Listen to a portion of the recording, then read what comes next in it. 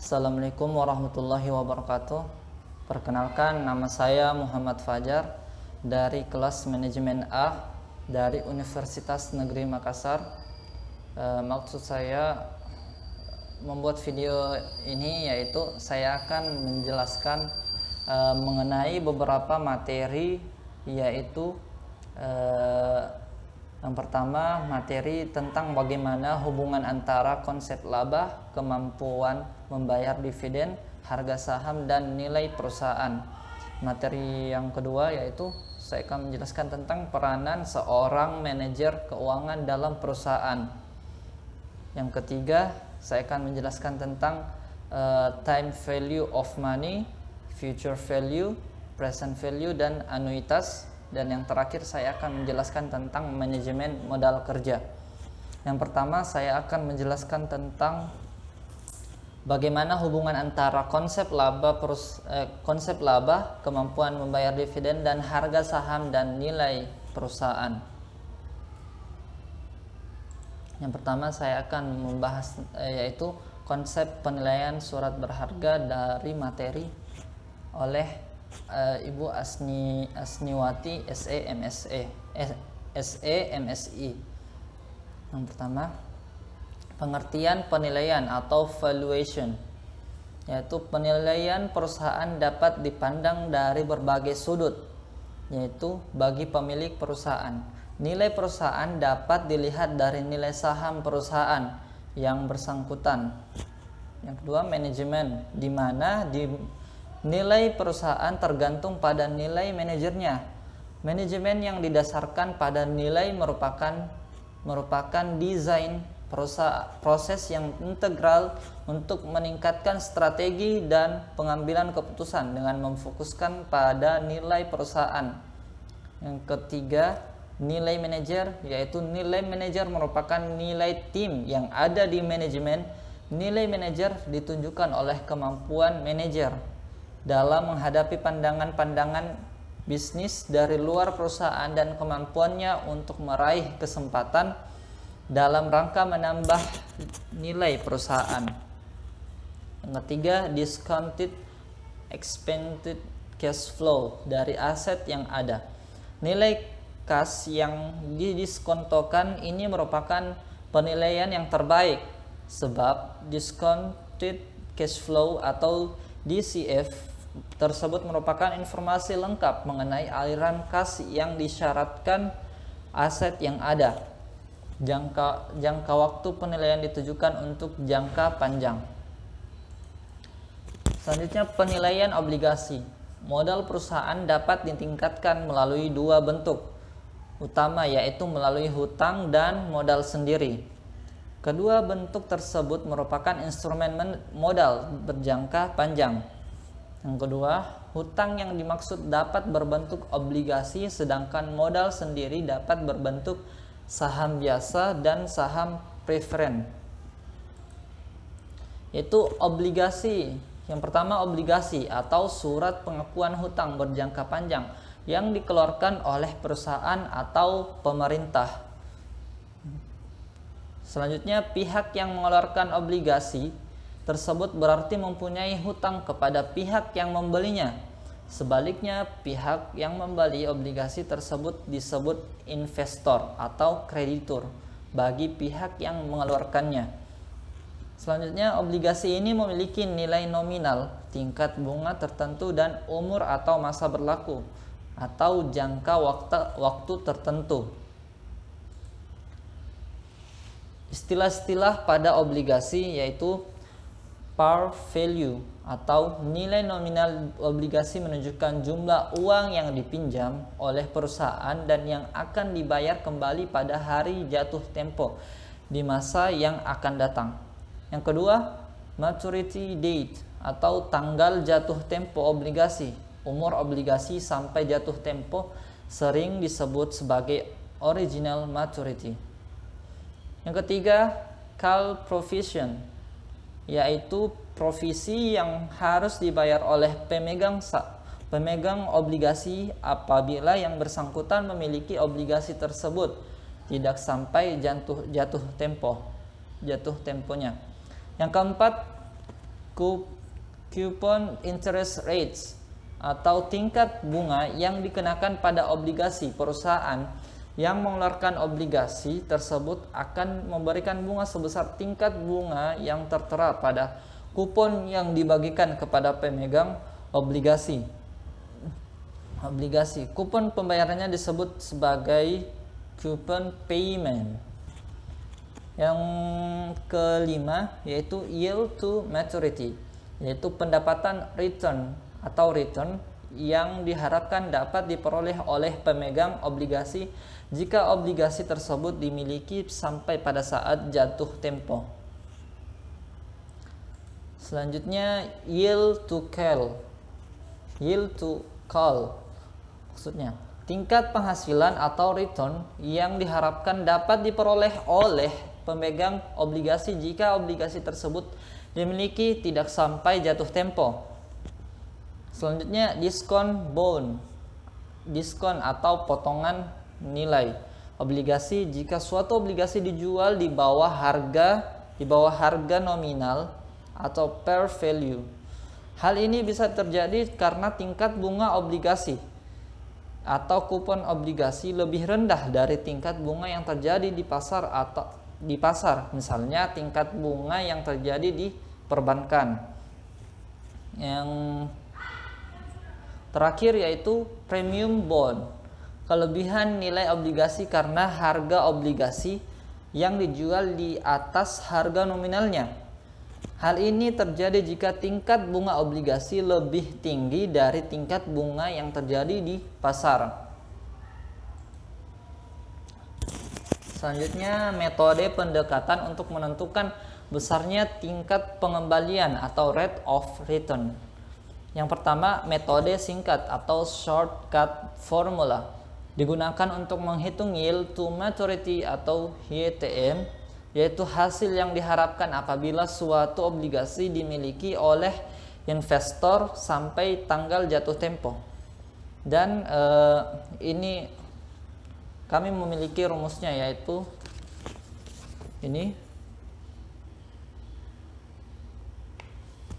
YTM sama dengan I tambah dalam kurung N kurang P per N per P tambah N per 2.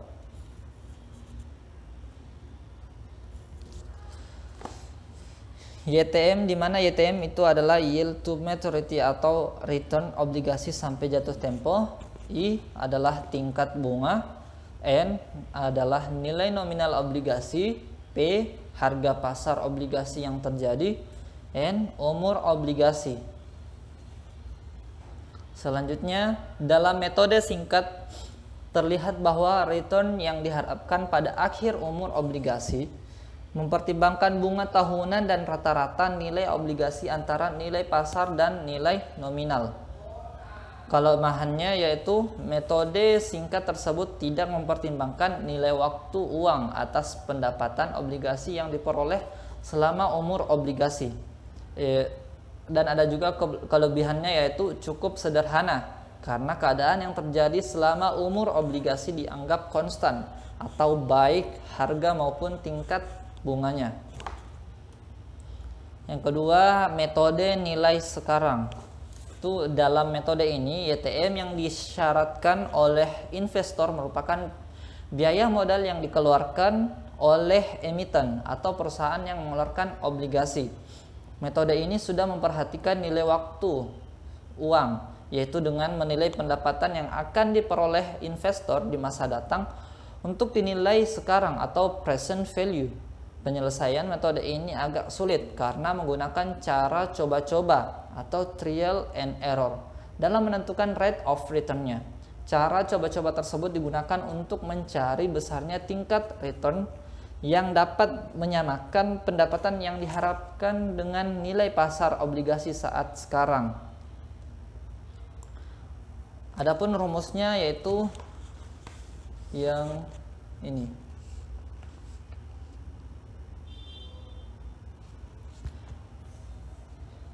Yaitu VB atau nilai obligasi, I tingkat bunga, KD rate of return, N umur obligasi, N kecil maksud saya,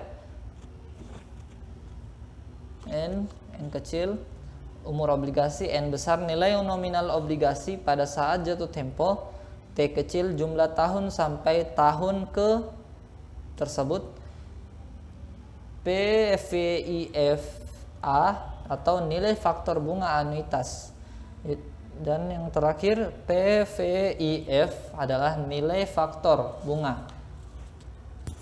Sekali lagi saya perlihatkan. Selanjutnya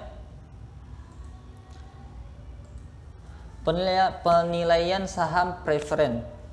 Itu saham preferen atau preferred stock merupakan surat penyertaan kepemilikan saham yang mempunyai preferensi keistimewaan tertentu dibanding saham biasa. Keistimewanya yaitu pembayaran dividen dan pembagian kekayaan perusahaan apabila perusahaan yang bersangkutan dilikuidasi atau dibubarkan. Saham preferen mempunyai sifat mendua atau campuran, yaitu dalam beberapa hal mirip dengan obligasi dan mirip dengan saham biasa. Mirip dengan obligasi karena adanya pembayaran dividen yang sifatnya tetap per tahun dan biasanya dividen tersebut dibayar sebelum membayar dividen saham biasa. Mirip dengan saham biasa karena umur saham preferen yang tidak mempunyai saat jatuh tempo. Formula untuk menghitung nilai saham preferen yaitu rumusnya ini. VP sama dengan DP per KP atau bisa kita juga gunakan KP sama dengan DP per VP. Saya jelaskan, VP atau nilai adalah nilai saham preferen, DP adalah dividen per lembar saham preferen, dan KP adalah tingkat pengembalian yang disyaratkan. Oke, selanjutnya penilaian saham biasa. Saham biasa atau common stock adalah surat bukti kepemilikan atau surat bukti penyertaan atas suatu perusahaan yang mengeluarkannya atau emiten. Emiten berbentuk perseran dan terbatas. Kedua, apabila saham biasa tersebut diperjualbelikan kepada masyarakat luas atau publik melalui bursa efek, berarti perusahaan yang mengeluarkannya sudah go public dan saham tersebut sudah listing dan di bursa efek.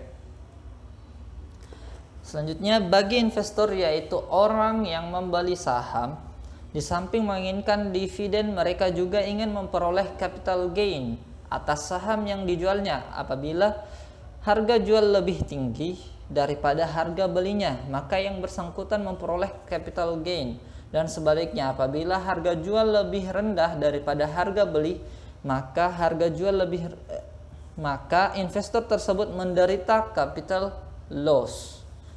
Selanjutnya, tingkat pengembalian dari saham adalah berupa dividen yang diharapkan dan capital gain yang diperolehnya. Dengan demikian, saham biasa juga ditentukan oleh besarnya dividen yang diharapkan oleh investor dan penerimaan hasil penjualan apabila saham tersebut dijualnya. Selanjutnya, penentuan besarnya tingkat pengembalian nilai saham biasa lebih sulit karena pertama, harapan pendapatan yang akan diperoleh tidak tentu dan sulit diprediksi. Yang kedua, return saham biasa merupakan gabungan dari dividen dan capital gain yang diperoleh atau capital loss yang diderita investor. Yang ketiga, dividen saham tidak selalu sama setiap periode. Yang kedua, formula penilaian biasa. Formula penilaian saham biasa yaitu nilai saham dengan pertumbuhan dividen 0, atau artinya tidak ada pertumbuhan dividen. Dividen dibayar setiap tahunnya akan konstan pada jumlah tertentu. Dan nilai saham juga mempunyai mempunyai rumus, yaitu P0 sama dengan D per KS. Ini dia. P0 sama dengan D per KS, yaitu PO adalah nilai saham harga pasar aktual saat ini, D dividen saham biasa, KS yaitu tingkat pengembalian minimum yang disyaratkan saham, N kecil umur saham pada tahun ke tersebut. Selanjutnya, nilai saham dengan pertumbuhan dividen konstan menunjukkan bahwa perusahaan tidak berkembang. Para investor mengharapkan dividen selalu meningkat setiap tahunnya. Pertumbuhan dividen ini juga menunjukkan pertumbuhan perusahaan yang bersangkutan.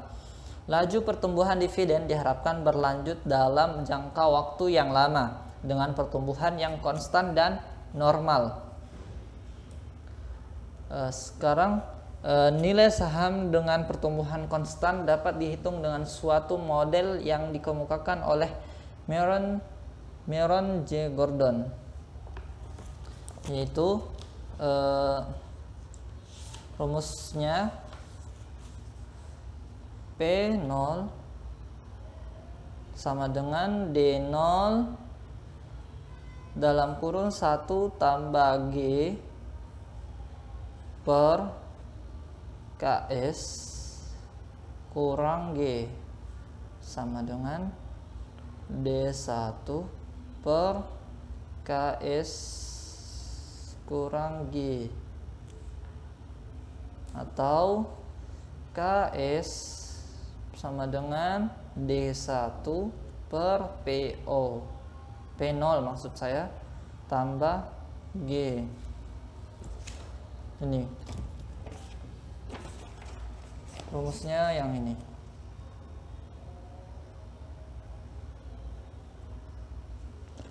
Sekarang saya jelaskan P0 nilai atau nilai saham, D0 yaitu dividen saham yang dibayar pada tahun pertama, G adalah pertumbuhan dividen, dan D1 adalah dividen tahun pertama, atau D1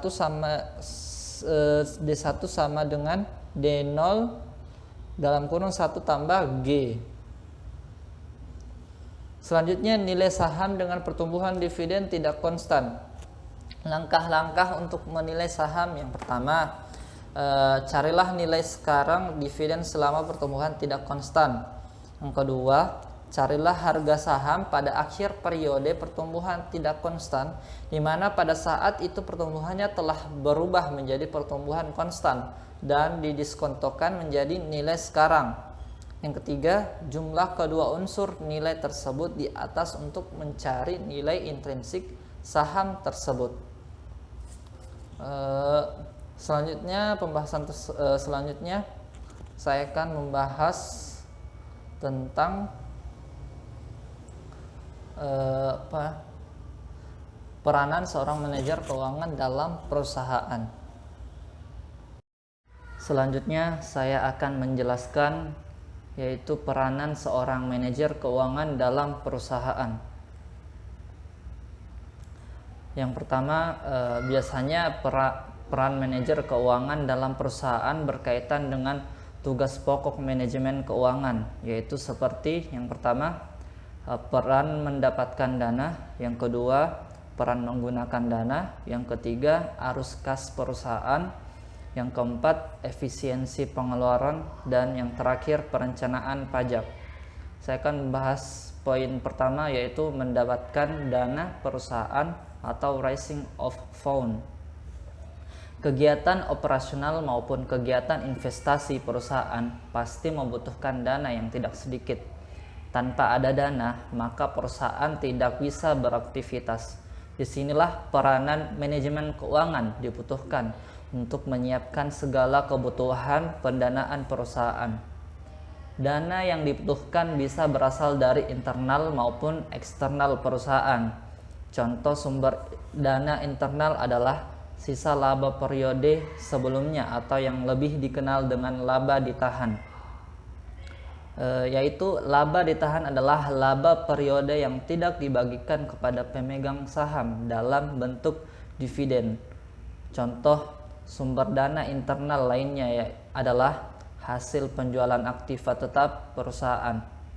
Sebenarnya aktiva tetap dimaksudkan untuk dipakai untuk menunjang operasi perusahaan dan tidak diperjualbelikan.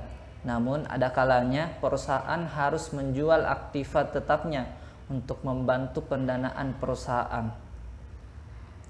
Biasanya aktiva tetap yang dijual adalah aktiva tetap yang sudah tidak produktif lagi atau sudah ada penggantinya. Contoh dana yang berasal dari eksternal perusahaan adalah utang maupun tambahan modal. Utang bisa utang jangka panjang atau jangka pendek. Contohnya utang jangka pendek adalah utang usaha atau utang kepada supplier atau rekanan. Dan contoh utang jangka panjang adalah hipotek dan obligasi. Sedangkan tambahan modal contohnya adalah penerbitan saham baru, mencari investor baru yang mau menanamkan modalnya pada perusahaan.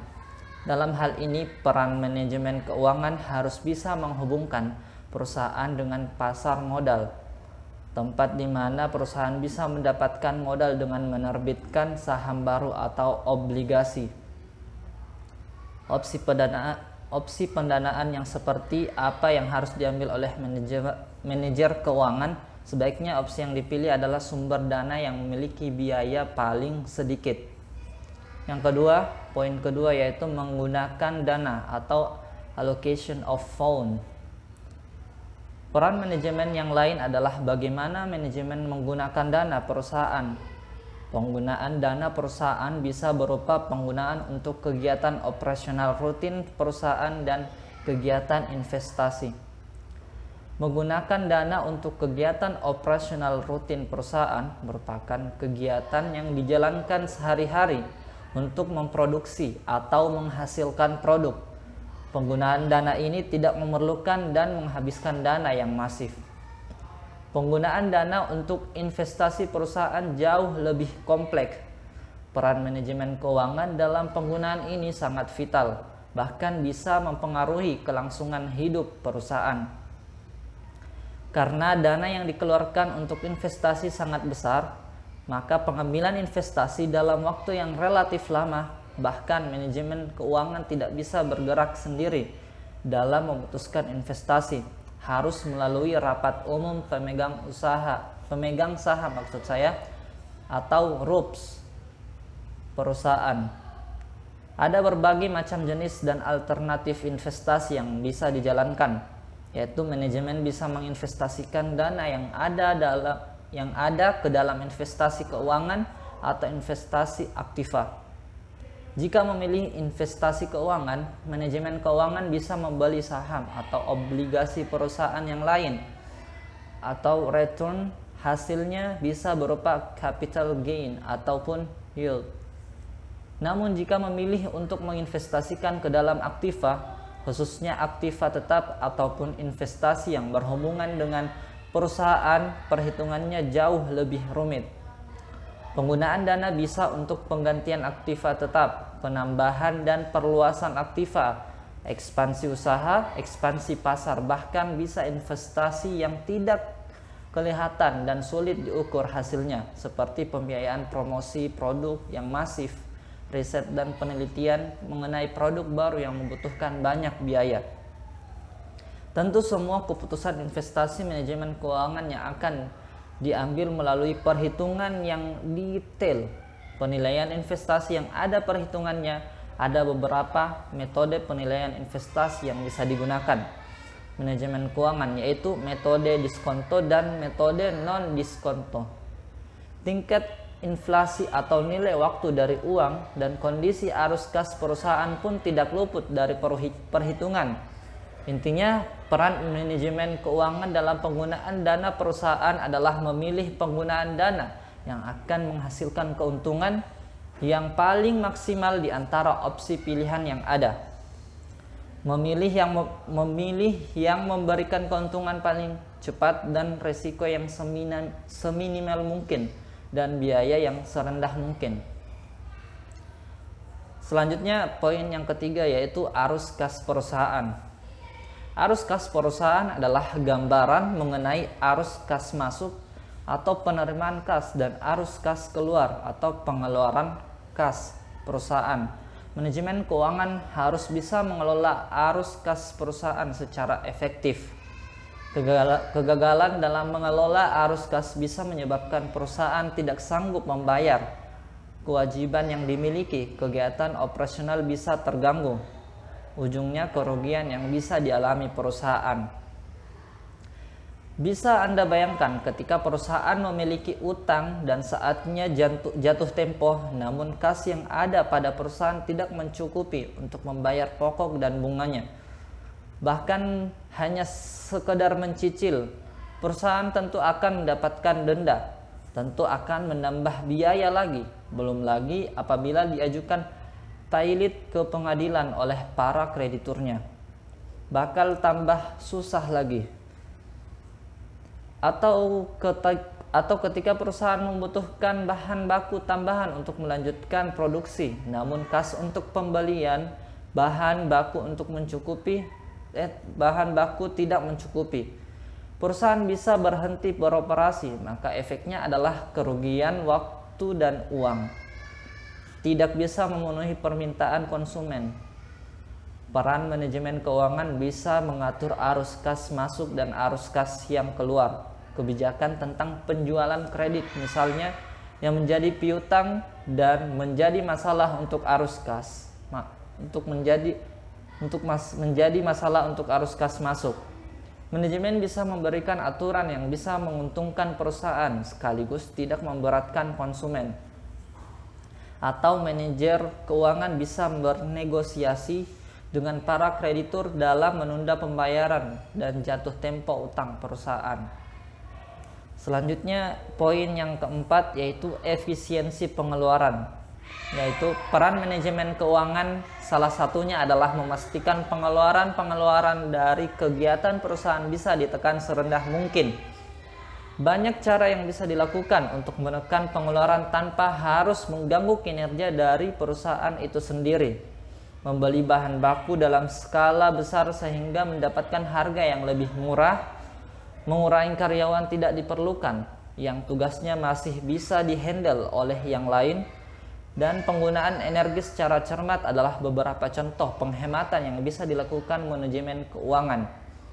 Apabila pengeluaran tidak diawasi dengan serius, biaya-biaya yang sebenarnya tidak terlalu diperlukan akan membesar, dan seberapa besar pun pendapatan yang diperoleh, laba yang dihasilkan akan tidak maksimal karena adanya inefisiensi.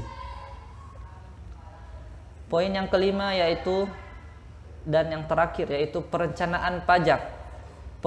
Peran manajemen keuangan dalam perencanaan pajak perusahaan ini memastikan perusahaan memiliki kas yang mencukupi untuk melunasi estimasi pajak yang jatuh tempo.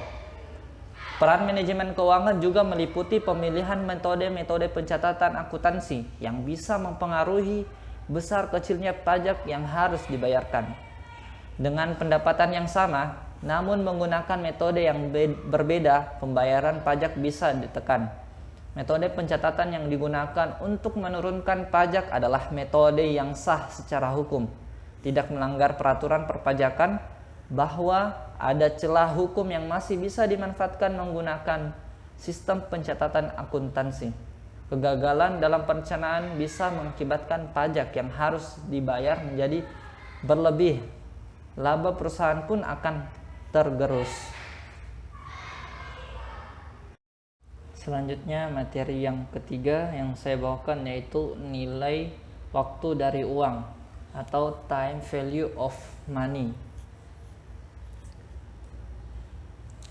What is time value of money? Yaitu tujuan perusahaan yaitu memaksimumkan nilai perusahaan yang tercermin dari harga saham. yaitu manajer keuangan akan dihadapkan dengan aliran kas atau cash flow, sama dengan cash inflow dan cash outflow, atau nilai waktu dari uang atau time value of money. Pemahaman konsep ini nilai waktu dari uang diperlukan oleh seorang manajer keuangan dalam mengambil keputusan ketika akan melakukan investasi pada suatu aktiva dan pengambilan keputusan ketika akan menentukan sumber dana pinjaman yang akan dipilih. Apa sih itu time value of money? Yaitu nilai waktu dari uang merupakan nilai uang saat ini atau akan datang yang dipengaruhi oleh faktor bunga tertentu. Nilai uang saat ini atau present value akan berbeda dengan nilai uang tersebut di waktu yang akan datang, yaitu future value, karena adanya faktor bunga dan faktor lain seperti inflasi.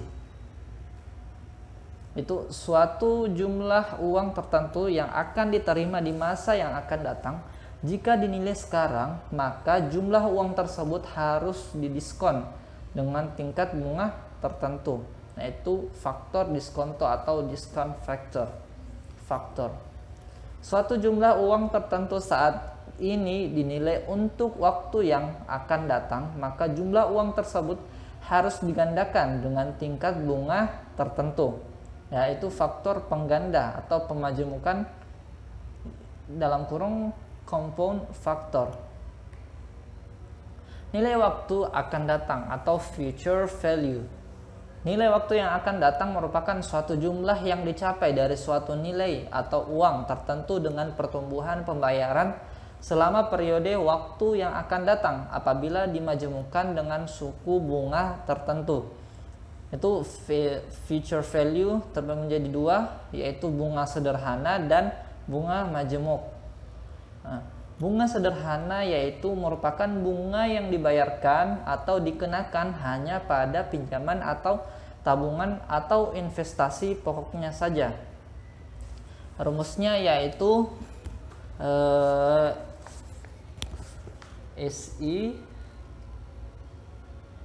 SIPO dalam kurung I kali N, yaitu keterangannya, atau di bawah FVN sama dengan P0 1 tambah I kali N, dan PVO sama dengan PO sama dengan FVN per 1 tambah N, 1 tambah I kali N. Itu keterangannya.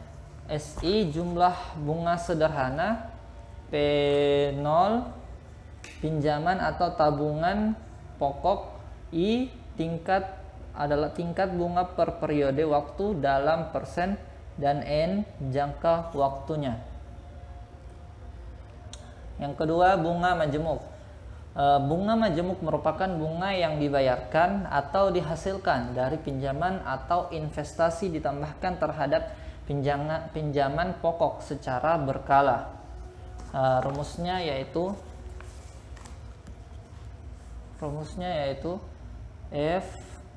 FVN sama dengan P0 dalam kurung 1 tambah I pangkat E. Rumusnya yaitu ini,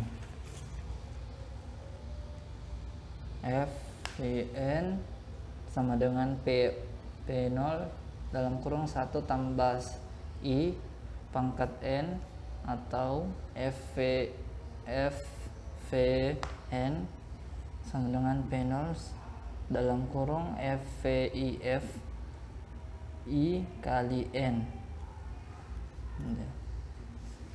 Keterangannya yaitu FVN yaitu future value tahun ke N atau waktunya, yang kedua PVIF IN yaitu future value atau interest factor.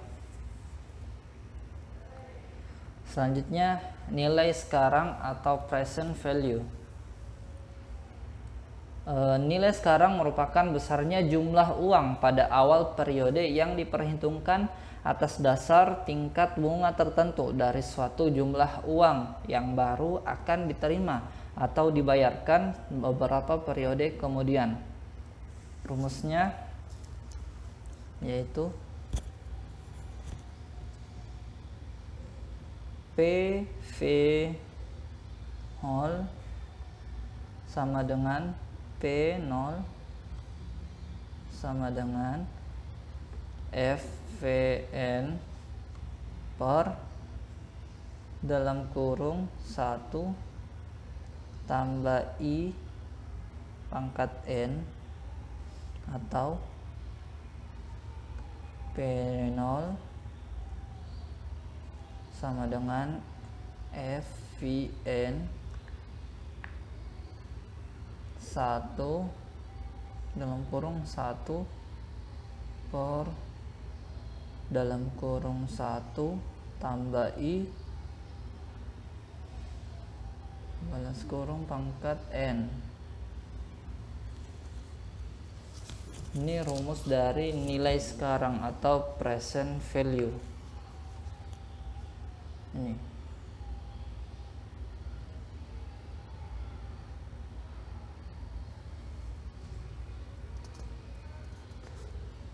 Sekarang kita membahas anuitas atau annuity, yaitu anuitas adalah suatu rangkaian pembayaran uang dalam jumlah yang sama yang terjadi dalam periode waktu tertentu.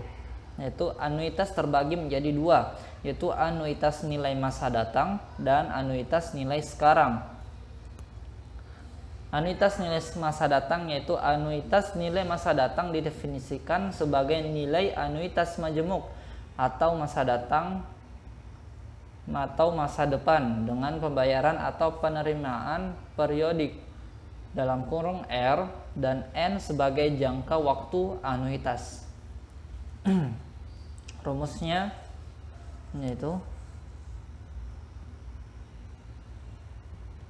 F AN sama dengan R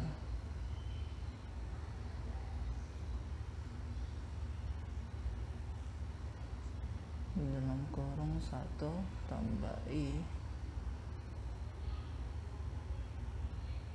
pangkat N min 1 plus kurung per 1 atau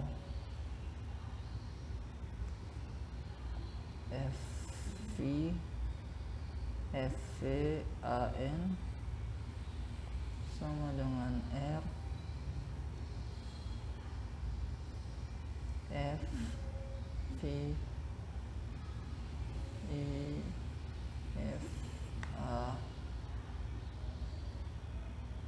I kali N. Rumus anuitas nilai masa datang ini.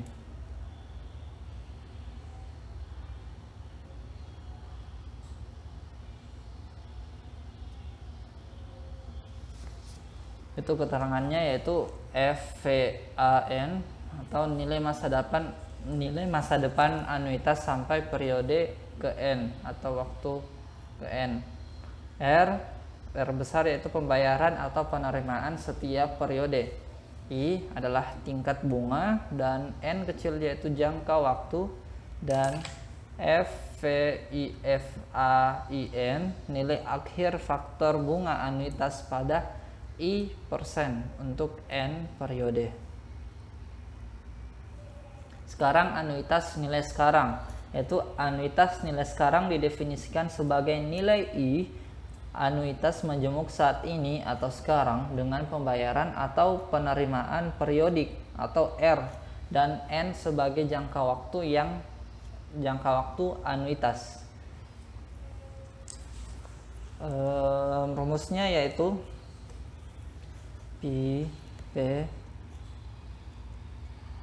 PVAN sama dengan R sigma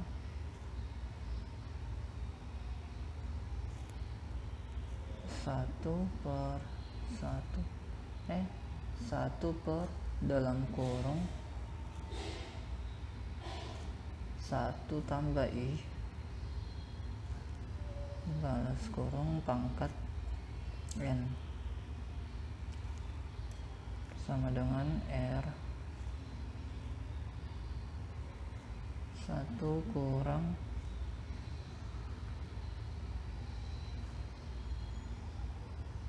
1 per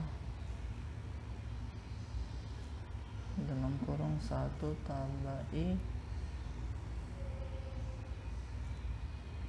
per 1 atau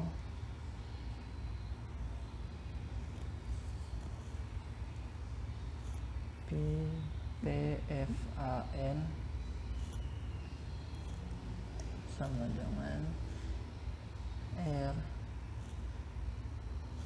kurang PVIFA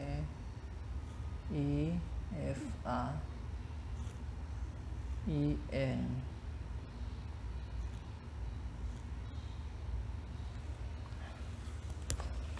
Ini rumus untuk anuitas nilai sekarang. Ini.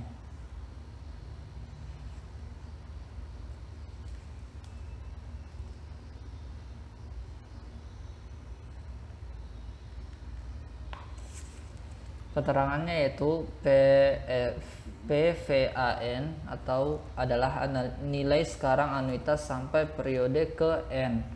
R besar yaitu pembayaran atau penerimaan setiap periode. I tingkat bunga, N jangka waktu, dan PVIFAIN nilai sekarang faktor bunga anuitas pada I persen untuk N periode. Sekarang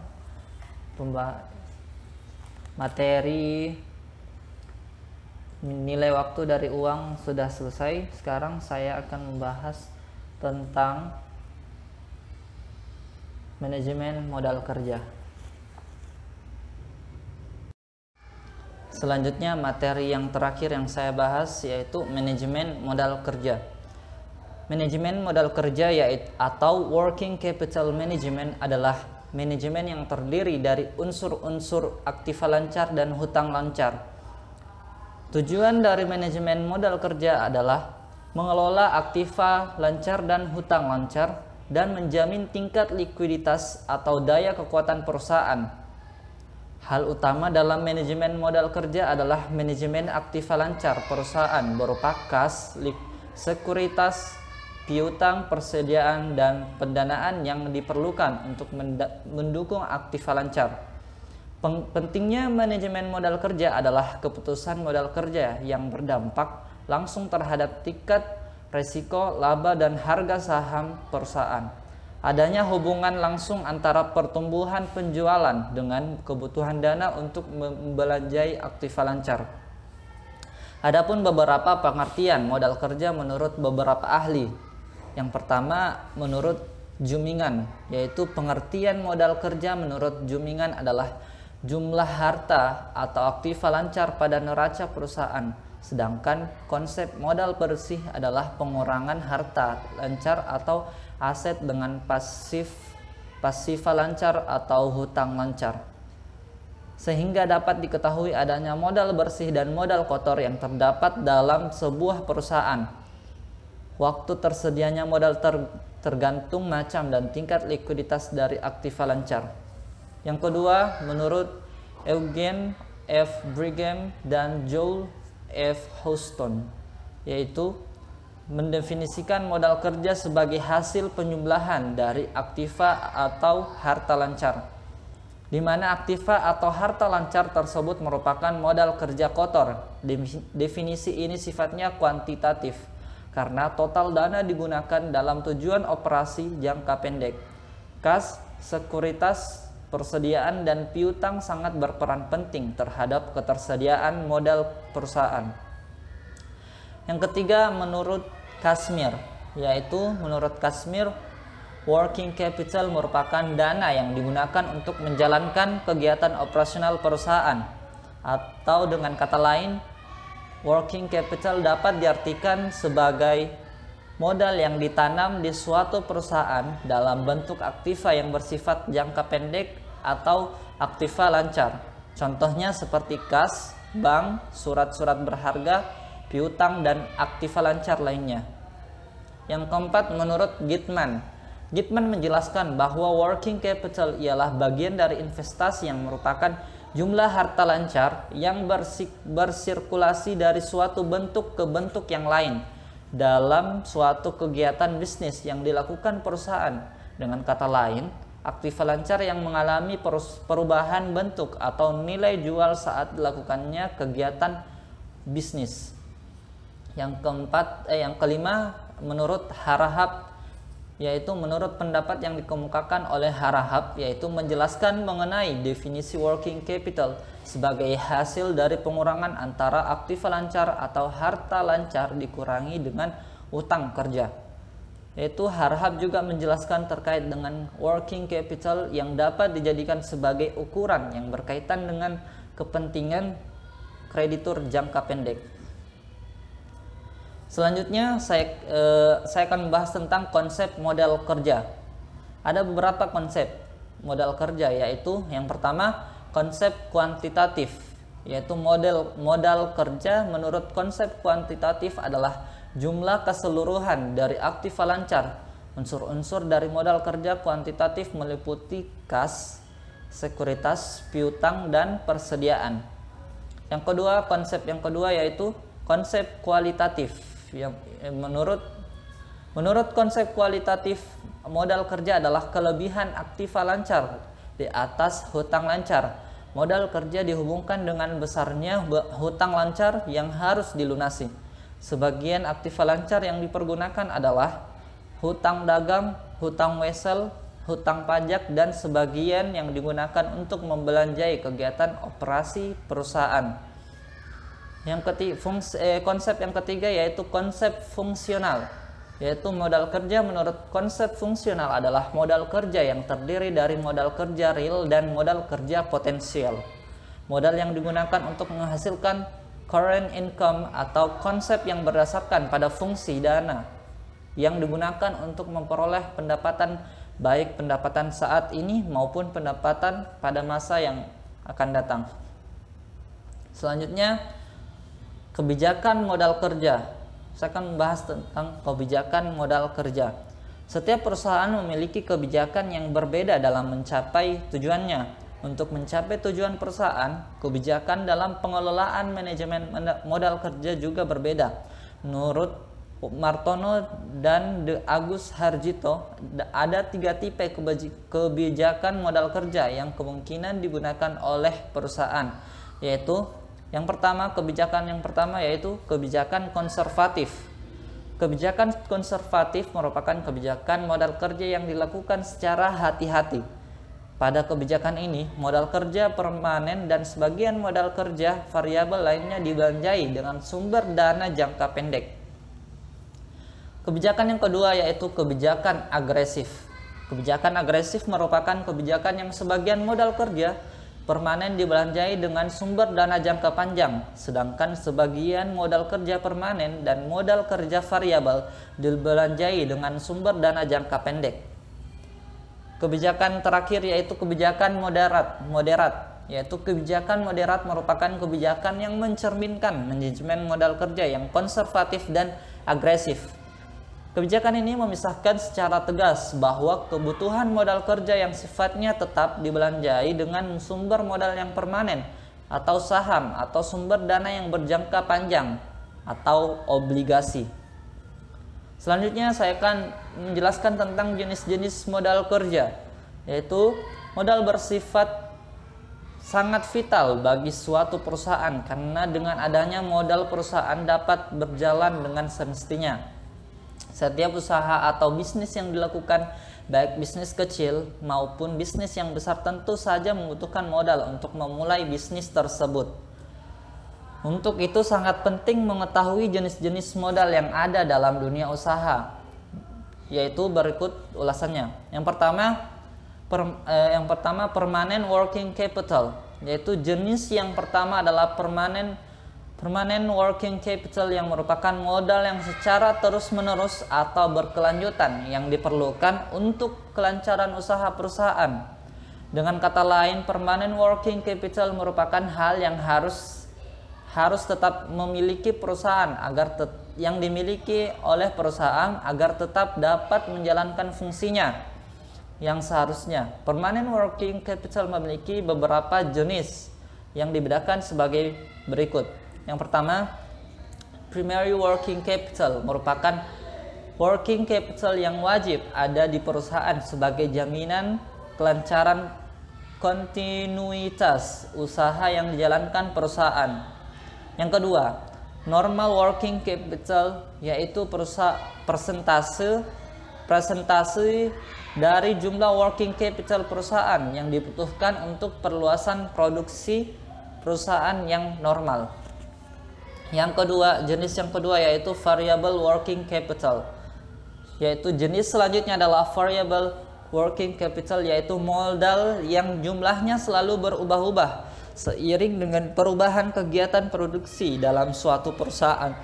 Variable working capital sendiri dapat dibedakan menjadi beberapa jenis yang memiliki pengaruh yang berbeda-beda untuk perusahaan. Berikut ini adalah jenis dari variable working capital yang berlaku di perusahaan.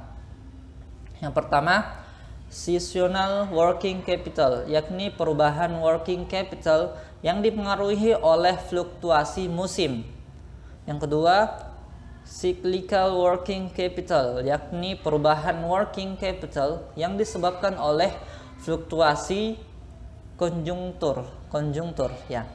Yang ketiga atau yang terakhir yaitu emergency working capital, yaitu perubahan besaran working capital yang penyebabnya tidak diketahui karena terdapat keadaan darurat. Selanjutnya saya akan membahas tentang contoh perhitungan modal kerja dalam bisnis. Working capital sangat berperan penting dalam dunia kerja dalam bisnis, terutama dalam proses peningkatan mutu perusahaan. Working capital tentu saja memiliki tahapan perhitungan tertentu untuk mengetahui laba kotor, utang perusahaan, hingga jumlah laba bersih atau keuntungan yang didapatkan oleh suatu perusahaan selama menjalankan usahanya. Berikut tahapan dalam menghitungkan working capital. Yang pertama, menghitung aktiva lancar. Aktiva lancar merupakan harta dalam sebuah perusahaan yang nilainya diubah dalam periode 1 tahun menjadi uang tunai. Aktiva lancar tidak hanya berupa uang tunai, melainkan dapat berupa piutang dagang, persediaan, dan biaya dibayar di muka yang termasuk golongan akun jangka pendek.